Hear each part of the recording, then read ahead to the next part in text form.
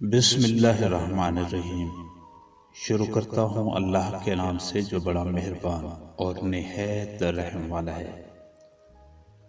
عورت بے غیرت نہیں ہوتی بلکہ وہ مرد بے غیرت ہوتا ہے جس کی وہ بہن، بیٹی یا بیوی ہوتی ہے، جس نے اس کی تربیت ٹھیک سے نہیں کی ہوتی۔ در حقیقت عورت بے حیا بھی نہیں ہوتی، کیونکہ عورت کی حیا کی چادر اس وقت اترتی ہے جب اس کے گھر کے مرد بے حیائی کو اپنا اوڑھنا بچھونا بنا لیتے ہیں۔ تم دوسروں کی عورتوں کو دیکھو گے تو تمہارے گھر کی عورت بھی نظروں کی ہوس سے نہیں بچ پائے گی۔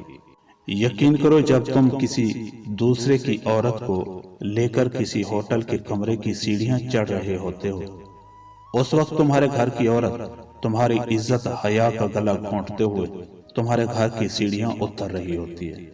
یہ جو تم اپنی نسلوں کی رگوں میں بے حیائی اور حرام کا انجیکشن لگا رہے ہو، یہ بہت خطرناک ہے۔ پھر چاہے تم 1,00,000 پردوں کے پیچھے چھپا کر پرورش کیوں نہ کرو، تمہاری ہی نسل میں سے کوئی شریف زادی تمہارا منہ کالا کر کے تمہارے منہ پر بے غیرتی کی چپیڑ ضرور مارے گی۔ اب بھی وقت ہے کہ سنبھل جاؤ۔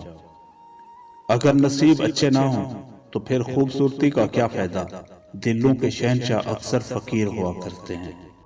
میاں اور بیوی کا 90% رشتہ احساس پر منحصر ہوتا ہے۔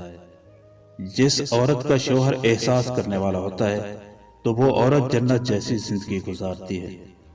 یہ زمانہ بھی عجیب و غریب لوگوں سے بھرا ہوا ہے۔ عورت قریب بھی ہے اور دور بھی۔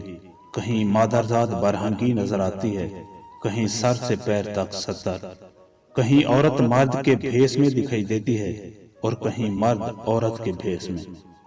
آج کل کے دور میں عورت مرد کی ایک چیز میں بے انتہا کشش محسوس کرتی ہے، وہ یہ بھی نہیں دیکھتی کہ مرد کا کردار کیسا ہے۔ اسے صرف ایک چیز میں دلچسپی ہے اور وہ ہے مرد کی ڈھیر ساری دولت، چاہے وہ حرام کی ہی کیوں نہ ہو۔